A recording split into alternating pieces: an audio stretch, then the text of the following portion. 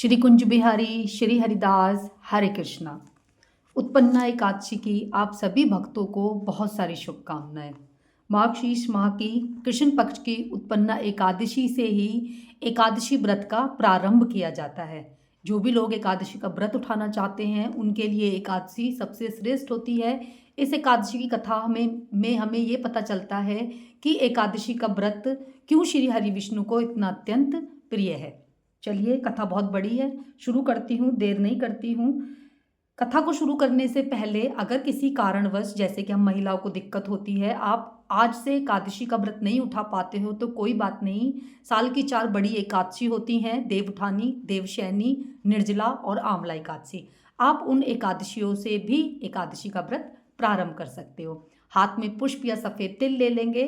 श्री हरि का नाम लेते हुए कथा का शुभारंभ करते हैं। हरि बोल। नेमी शारण्य क्षेत्र में श्री सूत जी ब्राह्मणों से बोले, हे ब्राह्मणों, विधि सहित इस एकादशी महात्म्य को भगवान श्री कृष्ण ने कहा था।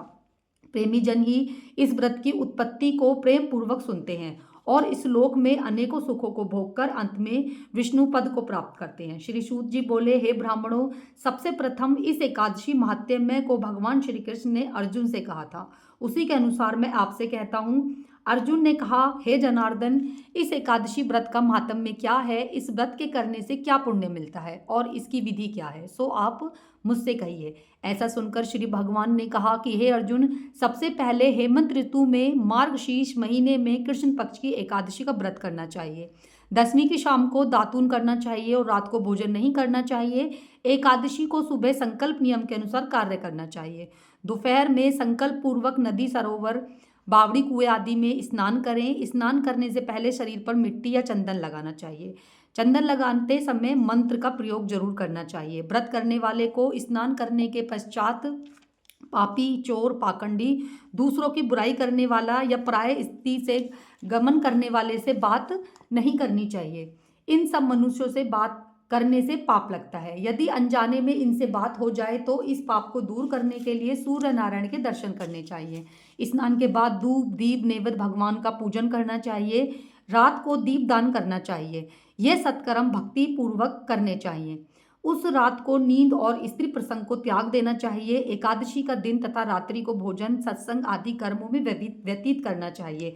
उस दिन श्रद्धा पूर्वक ब्राह्मणों को दक्षिणा दें और उनसे अपनी गलतियों की क्षमा मांगे। धार्मिक जनों को शुक्ल और कृष्ण पक्ष की दोनों एकादशियों को एक समझना चाहिए। इनमें भेद मानना भी पाप होता है। ऊपर लिखी विधि के अनुसार जो मनुष्य एकादशी का व्रत करते हैं उनको शंखों द्वार, तीर्थ में स्नान व दर्शन करने से जो पुण्य प्राप्त होता है वही प्राप्त होता है।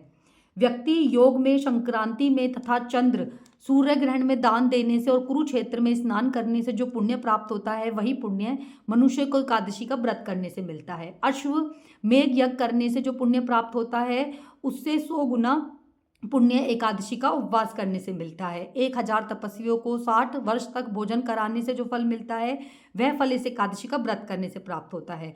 जो पुण्य देव पाठी ब्राह्मण को 1000 गोदान करने से मिलता है उससे 10 गुना अधिक पुण्य एकादशी का व्रत करने से मिलता है। 10 उत्तम ब्राह्मणों को भोजन कराने में जो पुण्य मिलता है उतना ही पुण्य एक ब्रह्मचारी को भोजन कराने से होता है। इस पुण्य से 1000 गुना पुण्य कन्या और भूमिदान करने से प्राप्त होता है। कन्या और भूमिदान के पुण्य से 10 गुना पुण्य इस एकादशी का व्रत करने से प्राप्त होता है। निर्जल व्रत करने का आधा फल एक बार भोजन करने के बराबर होता है। इसीलिए उपरोक्त कोई सा एक व्रत जरूर करना चाहिए। एकादशी का व्रत करने पर ही यज्ञ, दान, तप आदि नहीं। अतः एकादशी का व्रत अवश्य करना चाहिए। इस व्रत में शंख से जल नहीं पीना चाहिए। मछली, सुअर तथा अन्न एकादशी के व्रत में वर्जित है। एकादशी व्रत का फल 1000 यज्ञों से भी अधिक है। ऐसा करने से सुनकर अर्जुन ने कहा कि हे भगवान, आपने इस एकादशी का पुण्य को अनेक तीर्थों के पुण्य से श्रेष्ठ और पवित्र बताया है, सो सब कहिए। श्री भगवान बोले, अर्जुन, सतयुग में एक महाभयंकर मूर नाम का दैत्य था। उस पर मूर दैत्य से सभी देवता अत्यंत भयभीत रहते थे। दैत्य ने इंद्र आदि देवताओं को जीतकर उनके स्थान को गिरा दिया था। तब देवेंद्र ने आशुतोष से प्रार्थना की, हे शिव शंकर, हम सब लोग इस समय मूर दैत्य के अत्याचारों से मृत्यु लोक में अपना जीवन व्यतीत कर रहे हैं। कृपा कर इस दुख से छूटने का उपाय बताएं। महादेव जी बोले, हे देवेंद्र, आप श्री विष्णु भगवान के पास जाइए। इंद्र तथा अन्य देवता क्षीर सागर, जहाँ पर भगवान विष्णु शेष शैया पर शयन कर रहे हैं, और देवताओं सहित इंद्र ने उनकी इस प्रकार स्तुति की। हे देवताओं के देवता और देवताओं के देवताओं द्वारा स्तुति करने योग्य, आपको हम बार बार प्रणाम करते हैं। हे दैत्यों के संहार, हे मधुसूदन, आप हमारी रक्षा करें। हे जगन्नाथ, समस्त देव दैत्यों से भयभीत होकर आपकी शरण में आए हैं। आप ही इस संसार के कारक और कर्ता हैं, सबके माता पिता हैं। जगत की उत्पत्ति, पालन और संहार करता तथा देवताओं की सहायता करने वाले और शांति प्रदान करने वाले आप ही हैं। आकाश पाताल आप ही हैं। तीनों लोकों को उत्पन्न करने वाले ब्रह्मा, सूर्य, चंद्र, अग्नि, हव्य, स्मरण, मंत्र, यम, मान, यजमान, यज्ञ, कर्म, कर्ता, भोक्ता आदि आप ही हैं। हे देव, शरण में आए हुए आप ही रक्षा करने वाले हैं। इस समय दैत्यों ने हमें स्वर्ग से निकाल दिया है, आप हमारी रक्षा कीजिए। देवताओं की करुणा वाणी को सुनकर श्री भगवान बोले, हे देवताओं, वह कौन सा दैत्य है जिसने देवताओं को जीत लिया है, कहाँ रहता है तथा उसमें कैसा बल है, यह सब मुझसे कहो। भगवान के वचनों को सुनकर इंद्र बोले, हे भगवान, प्राचीन समय में नाड़ी जग नाम एक दैत्य था। उस दैत्य की ब्रह्मा वंश से उत्पत्ति हुई थी। उसी दैत्य का पुत्र का नाम मूर है। वह अपनी राजधानी चंद्रावती में, जिसने अपने बल के समान विश्व को जीत लिया और सब देवताओं को देवलोक से निकालकर इंद्र, अग्नि, यम, वरुण, चंद्रमा, सूर्य बनकर जो पृथ्वी को तपाता है, मेघ बनकर जल की वर्षा करता है, आप उस दैत्य को मारकर देवताओं को विजय प्राप्त कराइए। इंद्र के वचन सुनकर श्री विष्णु भगवान बोले कि हे देवताओं, मैं तुम्हारे शत्रुओं का शीघ्र ही संहार करूंगा। अब सब चंद्रावती नगरी को जाइए। इस प्रकार भगवान विष्णु देवताओं से कहकर उनके पीछे पीछे चंद्रावती नगरी को चल दिए। उस समय मूर अनेक दैत्यों के साथ युद्ध भूमि में गरज रहा था। युद्ध होने पर असंख्यक दानव अनेकों अस्त्र शस्त्रों को धारण कर देवताओं से युद्ध करने लगे, परंतु देवता दानवों के आगे एक क्षण भी न ठहर पाए। तब भगवान ने युद्ध भूमि में आ गए। असुरों ने जब भगवान विष्णु को देखा तो उन पर अस्त्र शस्त्रों का प्रहार करने लगे। भगवान भी चक्र और गदा से उनके शस्त्रों को नष्ट करने लगे।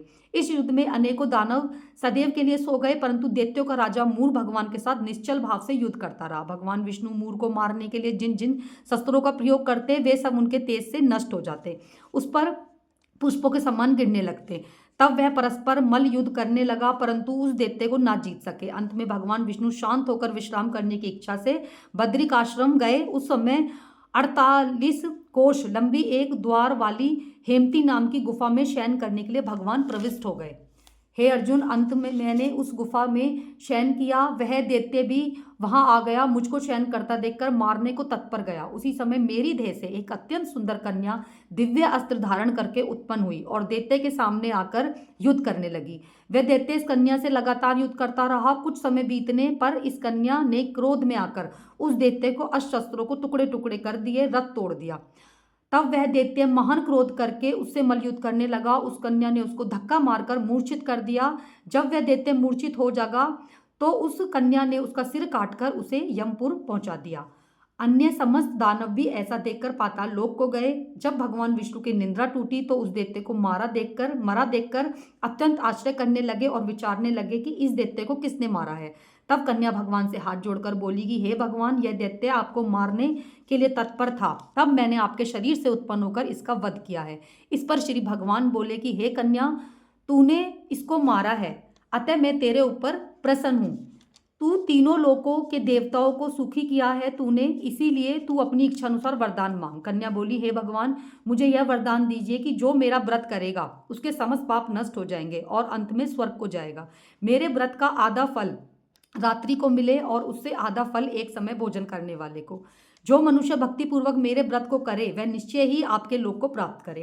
कृपया मुझे ऐसा वरदान दीजिए, जो मनुष्य मेरे दिन तथा रात्रि को एक बार भोजन करके वो सीधा वैकुंठ को जाए। श्री भगवान बोले, हे कल्याणी, ऐसा ही होगा। मेरे और तेरे भक्त एक ही होंगे और अंत में संसार प्रसिद्ध को प्राप्त होकर मेरे लोक को प्राप्त करेंगे। कन्या, एकादशी को पैदा होने से तेरा नाम एकादशी होगा। जो मनुष्य तेरे इस दिन के व्रत करेंगे और इस महात्म्य को श्रवण करेंगे, उनके समस्त पाप नष्ट हो जाएंगे और अंत में मुक्ति को प्राप्त होंगे। तू मेरे लिए अब तीज, 8वें, नवी और 14 से भी अधिक प्रिय होगी। मेरे व्रत का फल सब तीर्थों के फल के से महान होगा।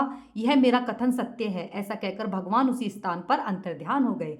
एकादशी भी भगवान के उत्तम वचनों को सुनकर अत्यंत प्रसन्न हुई। हे अर्जुन, सब तीर्थों, दानों, व्रतों के फल से एकादशी व्रत का फल सर्वश्रेष्ठ होता है। मैं एकादशी व्रत करने वाले मनुष्य कि शत्रुओं के विघ्नों को नष्ट कर देता हूँ और उन्हें मोक्ष देता हूँ। अर्जुन, यह मैंने तुमसे एकादशी की उत्पत्ति के बारे में बताया है कि एकादशी की उत्पत्ति कैसे हुई और क्यों श्री हरि विष्णु को ये अत्यधिक प्रिय है। एकादशी पापों को नष्ट करने वाली और सिद्धि को देने वाली है। उत्तम मनुष्य को दोनों पक्षों के एकादशी को समान समझना चाहिए, उनमें भेद मानना उचित नहीं है। जो मनुष्य विष्णु भक्त हैं वो धन्य हैं। जो मनुष्य एकादशी के महात्म का श्रवण व पठन करते हैं उनको अश्वमेघ यज्ञ का फल मिलता है। जो मनुष्य भक्ति पूर्वक कथा सुनते हैं वे विष्णु लोक को जाते हैं और करोड़ों वर्षों तक उनकी शरण में रहते हैं। जो एकादशी महात्म्य के चौथाई भाग को सुनते हैं उनके ब्रह्म हत्या आदि महान पाप नष्ट हो जाते हैं। विष्णु धर्म के समान संसार में कोई दूसरा धर्म नहीं है और एकादशी व्रत के बराबर कोई दूसरा व्रत नहीं है। इस तरह से एकादशी उत्पन्न हुई श्री हरि विष्णु के श्री अंग से और इसीलिए एकादशी श्री हरि विष्णु को इतनी अधिक प्रिय है। तो हम सभी को एकादशी का व्रत अवश्य करना चाहिए। आपने जो पुष्प हाथ में लिया था वो श्री हरि के चरणों में समर्पित कर देंगे। सभी भक्तों को श्री कुंज बिहारी श्री हरिदास हरे कृष्णा, राधे राधे।